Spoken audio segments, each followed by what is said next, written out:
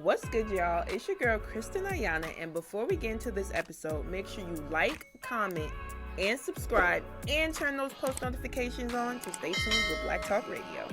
Welcome to Black Talk Radio, hosted by Kristen Ayana. Listen as we discuss the latest in Black culture, Black news, and Black entertainment. What's good, y'all? It's your girl, Kristen Ayana, and welcome back to another episode of Black Talk Radio, where we discuss the latest in Black culture, news, and entertainment. Now, I'm very excited because I have a special guest in the building with me tonight. Who do I have with me today? Beyondsonny, I'm from Brooklyn. Pleasure to be here. Thank you for having me. Of course. I'm really excited to have you, chat with you, get into, who you are, what you do. I think it's dope because we did meet originally at an event. Yes. And it's funny because I'm not one of those people that like to go outside for real. Yeah. But I think that was good alignment. Nah, I would agree. I feel like obviously for the people watching, you just ended up at this the table that I was at, and you were one of the only people that spoke to me there. So I was like, okay, I'm gonna engage in this conversation and come to find out that you do this, you do other stuff, which is amazing. So I was like, I'm gonna act on this opportunity. Yeah. You told me to email you, I did, and here we are. Yes, here we are. So for those who may or may not know, can you just tell us a little bit, of course, who you are, where you're from, and what made you get into music? Yeah, so I'm from Brooklyn, New York. I was born and raised there. I think what got me into music, I grew up Caribbean, so both of my parents, they would just really play music in the house all the time. Okay. There was a lot of soca music, a lot of reggae music. We heard rap here and there if we heard it on the radio, so a lot of Ja Rule, 50 Cent, Busta Rhymes and stuff. But I would say it wasn't until I got to middle school I started to play the violin, and my teacher started to give me the rudimentary stuff of music, and I started to really get into it. And I started listening to it a lot differently, just choruses, verses, how song structure was being created. Then I got into high school, and I had this teacher, Mr. Parker. Shout outs to Mr. Parker. He used to teach us music. He was kind of crazy, but he used to have me Wait, why was he crazy? He used to have me recite Kendrick verses and stuff like that. He taught me how to count bars, which I'm grateful for. But he used to have me memorize certain rap songs from Kendrick and Nas and stuff, and he would have me come to school and redo them. So he was very strict, but he was a purist. He was yo, you gotta be able to freestyle. If I point to something on the wall, you gotta be able to rap. I love that though. Yeah, he was really he really cared about hip hop. And at that point, I was all right, I'm in this. I'm gonna start recording and stuff. So my mom used to give me $50 here and there to go to the studio. I didn't know what I was doing. I would go into the booth and my engineer would be do you want to double that? I'm what do you mean by that? What do you mean by stack the vocals? So it was learning in real time how to really record, but I fell in love with it. I was I really want to do this. This is something I want to keep doing, and every day it's just been a learning process. Nah, that's fire for sure. And I love too that your mom supported you and you had that, I think when your parents support you, that definitely helps, especially at a younger age. You mentioned that your parents are Caribbean, so I want to know where are they from, and do you have any core memories, or do you feel coming just from a Caribbean household has influenced your music in any way? Yeah. My dad's from Barbados and my mom's from Trinidad, and I think okay, that combination, just because you're growing up with soca music, calypso, reggae, and I feel just hearing the music, because my parents they weren't the most articulate, you're growing up with Caribbean people, they'll say I love you, right, and stuff like that, but to sit here and have a conversation and explain why I love you, why I don't want you to go outside dressed the way you're dressed, they may not communicate it, but I feel the songs did the communication for them. Okay. If my mom was in a certain mood, she'd throw on Bob Marley, Could You Be Loved, and I'm okay, a read between the lines, how are you, this is how you're feeling. Or my dad would throw on She's Royal from Taurus Riley. It's okay, obviously he's feeling my mom right now, and they were talking through the song, but they wouldn't necessarily say this stuff to each other. So I started to pick up on that, and I'm the music could talk for people. Okay. And I think that was where I was I want to be involved in this. That's fire. I do like that though. Okay, what would you say would be your favorite, I guess, Trinidadian or Bajan dish? I just came back from Barbados, and I had a time. Yeah. I really do love it there. I haven't been to Trinidad, though. Okay, so Barbados. Did you have the rum punch? No, but what's the drink that you guys love out there? Is it the Banks beer? Rude Boy. Okay, yes, yes. We got the Rude Boy. That is something that I feel like But that's I didn't relatively have it. new. I didn't try it though. Okay. If we're talking like an OG drink, definitely like a Banks beer. I would say a rum punch with a nutmeg on top. That's like Okay. OG. If you're getting a plate, I would say like the Mac Pie. Yes, Yeah. my friend was trying to get a magpie, but they were sold out everywhere. Yeah, the Mac Pie is like McDonald's fries there. Like the Mac Pie is popular because they all make it differently, but they put a lot of different stuff in it, like mayonnaise, different types of cheeses. They don't use like the usual elbow noodle. They use like a longer noodle. Okay. So it's really interesting what they do. But I would say the Mac Pie. You get any type of chicken or flying fish because you know they got fresh fish. I had a flying fish sandwich. It was at the beach. It was so good. They call sandwiches cutters. Okay. Yeah, so you can get like a cutter. You can get it with flying fish or like ham and cheese. It's different there, but it's good food. It's like good quality. The people making it are like really dope people. Trinidad, it goes crazy. You could get roti, you could get bus up shot, you could get doubles, you could get velour, you could get curry chicken. The list goes on. Chutney, mango, the drinks you're doing, I don't know, rum and coke. You got there's just a lot. I feel like, but my go-to dish for Trinidad is definitely gonna be like a order palori, some curry chicken, and definitely some bus up shot. Okay. Yeah. I love this. You're very cultured. Yeah, you know, I just growing up in the house and eating and not knowing that I'm eating this stuff, and then when you get older, like you go to school and people are like, "Oh, so you eat this? You Indian?" Like you start learning like where all that stuff comes from. And I'm like, I get it. Yeah, no, that's fire for sure. So you mentioned a little bit like how you started going to the studio at an early, age in high school and things of that nature. So were you dropping this music and like were you nervous? Because I think that's so like brave, like at a young age like that. Yeah. I was dropping the music. And mind you, I had no reality of understanding like what was good to the masses. I was just like, yo, I'm listening to my voice in my headphones. This shit is fire. Can we curse on this? Yeah. This shit is fire. Like I'm just gonna put this out. So at the time it was Dat Piff. Oh damn. You took it back. We had Audio Mac. I think Audio Mac is still around. And I was using SoundCloud at the time. And I would put it up and like obviously I was getting like 10 plays. You know, like 9 of them bitches were me. But like I was getting like 10 plays and it was just cool because like we used to go to the studio together, me and the homies, and like we would sit down and I'm like, I'm doing this song. And I think they were less concerned about how the song sounded and the fact that we was in a real studio with a whole analog setup. The vibe. Yeah, it was a vibe. You know, they were like, just to go on Facebook at the time and be like, we in the stew. Like, posted and like we were really there and like taking pictures. And then I think when I got to college, I was like, okay, I really want to do this. I have to figure out how I'm going to do this. How do I really lock in on the sound and start to really study the sonics of like music and pull from the greats that I really like fuck with? So that was when I really like became a student. Where I was like studying music, going back into Nas, Illmatic, Reasonable Doubt, like really listening to it, the storytelling aspect of just hip hop. And I was like, I could start to pull this and develop an ear to know that this don't sound good. This is good. This is why people are going to like this. And then start to differentiate between like the types of songs I was making.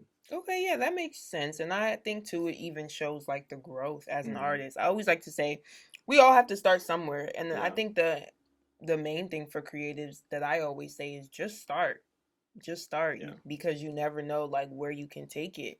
What did you end up studying in college? So I went to school originally for criminology because one, I didn't want to go to college. Like I was just like, it's the next step. The high school that I was going to in Brooklyn, Benjamin Banneker, shout out to Banneker.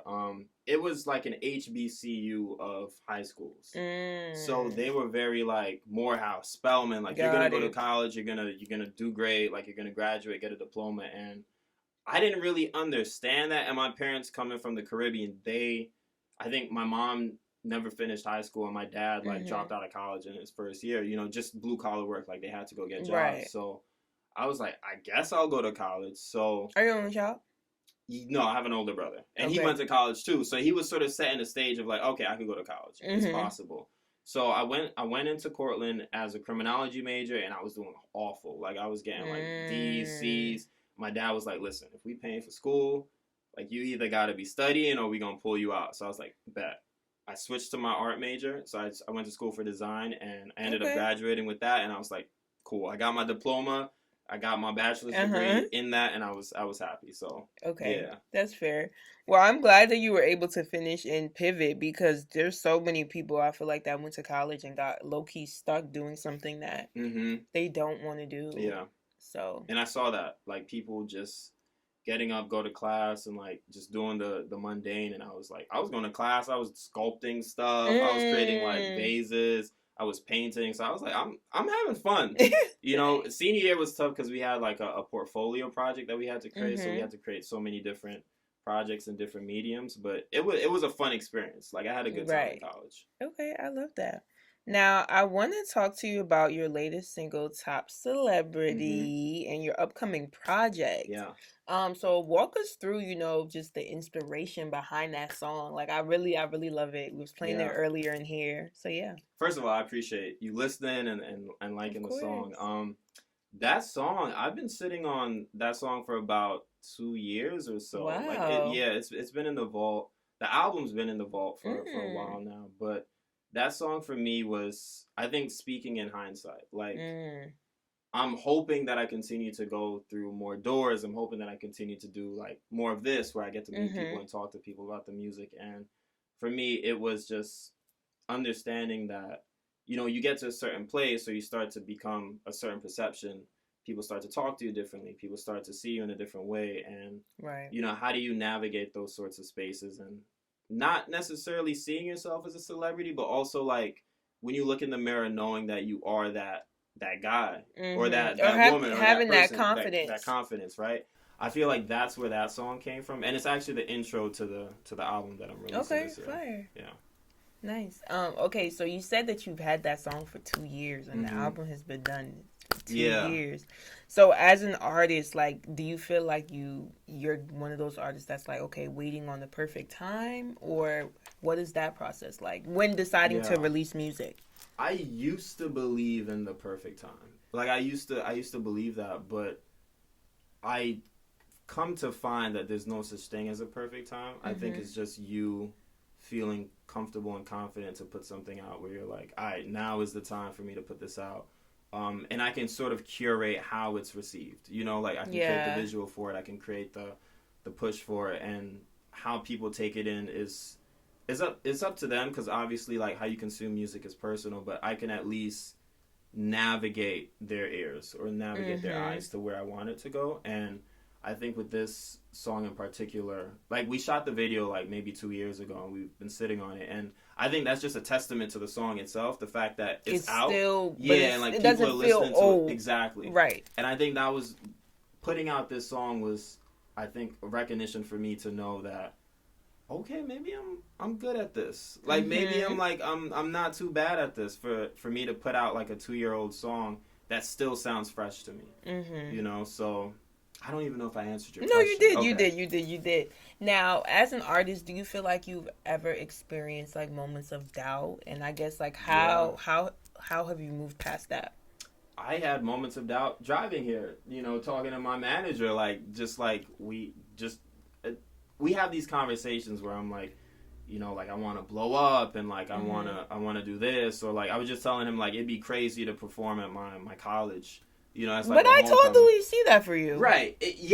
And I appreciate that. But I think as the person in the driver's seat, like, sometimes you're like, is it possible? How do we make it happen? What do you have to do? What are the steps? You get caught up in all of the process that you don't just sometimes focus on the actual, like, journey. And I think the doubt comes a lot from, I think it's the noise. You know, like, you go on social media, you see, like, all of the different, you know, just the different, like, numbers and stuff.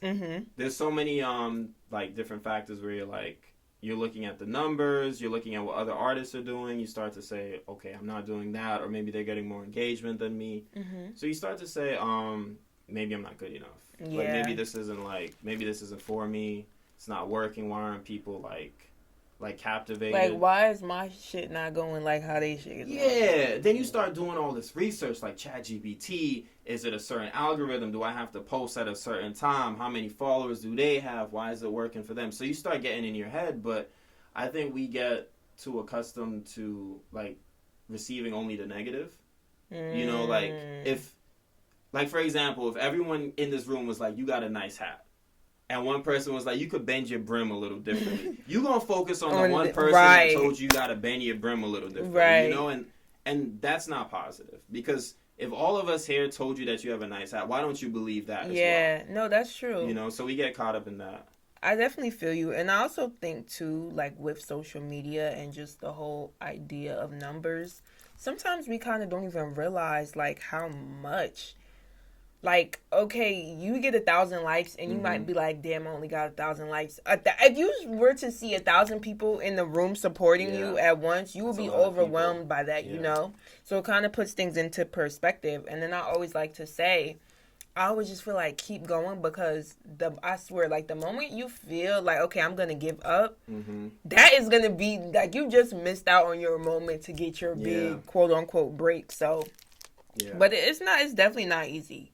No, it's not. It's definitely not easy. It's like that. How do you know that the next time you try something won't be that one time where you actually pop, but you quit, so you didn't even get to that next one time to even see what would happen. So exactly, for sure. I always like to ask, like, artists when they come here, you know, what are your studio sessions like? We talked a little bit about, of course, like, your upcoming project, your latest single that you have out. We talked about even how you started going to the studio in high school. So I'm sure it's completely different now versus then. Yeah. When I first started going to the studio, I used to have mad niggas in the studio. And I had that because I was like, I would be in the booth and I would look around and I'm like, all right, he nodding his head. He not nodding the validation. His head. Why he not nodding his head? When playback comes on, I'm like, I'm trying to see who's nodding. Then I'm like, yo, you fucking with it? Most times people not even paying attention. They on their phone. They just doing this. Right. They not really tapped into the song. So I used to be surrounded by that, thinking that I needed the validation from other people. And of course, you need, like, outside validation to know that your music is good, because at the end of the day, people are listening to it. But I started to realize, like, I'm making music for me, and I need I guess you could call it a professional opinion. Yeah. Because I've been working with my engineer for years now. Shout outs to Ike, I2 Mastering. He mastered and mixed this whole album, and it's usually just me and him in the studio. Like, if there's somebody that's singing on a song or something like that, or, like, we have some additional vocals, we'll bring him in. But for the most part, it's just me and him. And he knows, like, he's like my therapist in the studio. I'm like, do you think I should do this? And do you think I should do this? And he'll stop and just turn around and be like, do you want to do this? Like, are you enjoying, like, is this something that you want to do? And I'm like, I think I do. And he's like, so then let's do it. I love that, though. Yeah, so he encourages me for sure. But, I feel like if you're not in the studio and you're not, like, locked in, giving something to the energy of the situation, then I don't think you need to be there personally, you know? Yeah, I hear a lot of artists say that. It's like, also, this is still, like, a place of work. So it's like, if you're not going to be bringing some positive feedback or energy, then it's like, nah, you gotta go. You gotta be here. And it's also vulnerable, you know, because, like, you're saying stuff, you're repeating stuff, you're using your voice in a certain way. And people may not be paying attention. Like, you be in the car and you be like, let me play you my song. And then they start talking over the song. They start looking at their phone. That. So, like, you kind of build up a guard where you're like, I'm a little more protective with this. Like, I don't really want to play this for you because I don't know if you're going to receive it the way that I want you to receive it. But then also, people consume, like, music differently, right? Like, I talk to a lot of my team, Montreal, who does a lot of my visuals, and one guy on the team, he's always like, yo, like, I want people to watch it on the big screen. It's going to be widescreen. I'm like, bro, people are going to be on the toilet watching it on their phone. Like, no, like, how we want it to be consumed is not how people are going to consume it, unfortunately. So, no, I definitely feel that. If you could collab with any artist, who would it be and why? Ooh, can I name multiple artists? Yeah. Okay. I definitely would like to work with Damian Marley. Oh, I want to work with Damian because one, he did the project Distant Relatives with Nas, and that's a dope project in and itself. But I like that Damian, being the son of Bob Marley, like he found his lane, right? You know, like he like Welcome to Jamrock and like all those songs, like he has his sound. So I definitely want to work with him. And also his consciousness. Cole as well, J. Cole. Like I would definitely love to work with him as well because I grew up with him, like from his mixtape days, from the come up to the warm up and all of that stuff. So definitely want to work with him. Badu, would love to work with her. There's an artist named Yuna who's an R&B artist, like alternative. Would love to work with her. Pharrell. There's Kanye. I would love to work with him. I could see those. Yeah, there's a lot. I could just run down a list. Yeah. No, that's fire for sure. I definitely could see those. We're gonna manifest that for you in your future. Something I do want to ask you too. You came here with your manager, so shout out to your manager. He's here in the building today.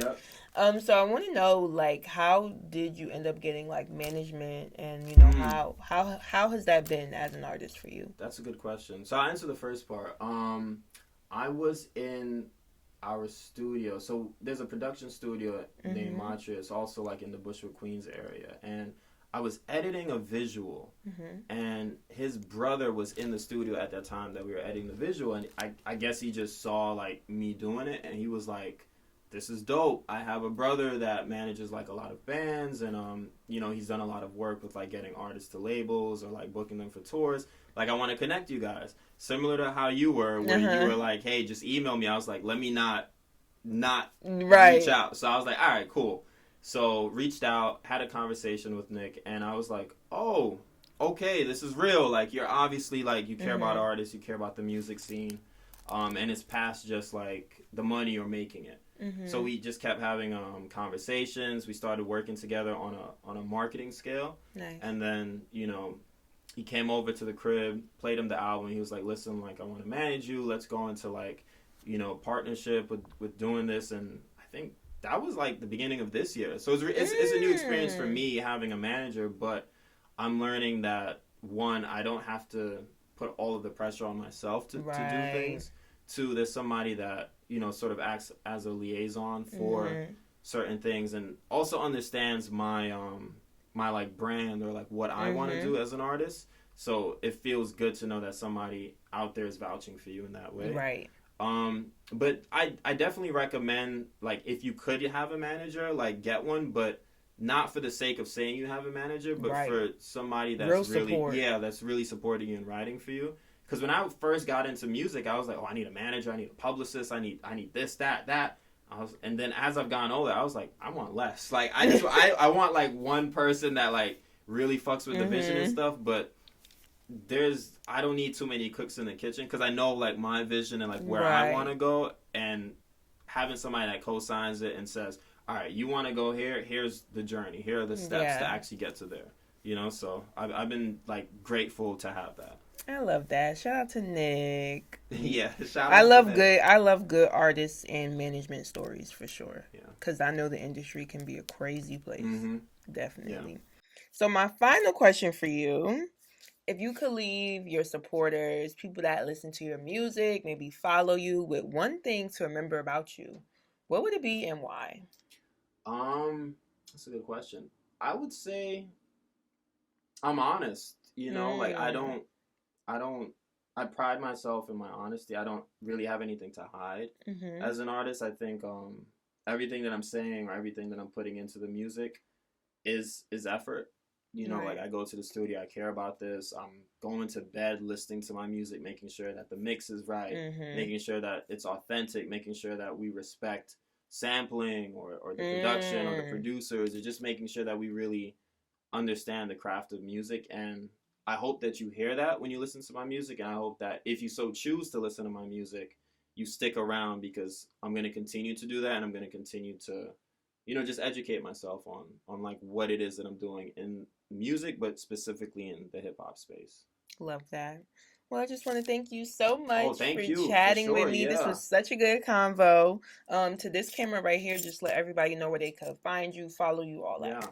So Beyondsonny, it's SONNY, and that's Beyondsonny across the board. So TikTok, Instagram, Facebook, Spotify, Apple Music, everything, just Beyondsonny. Awesome. Thank you so much. And of course, we're wishing you nothing but the best. Thank you so much.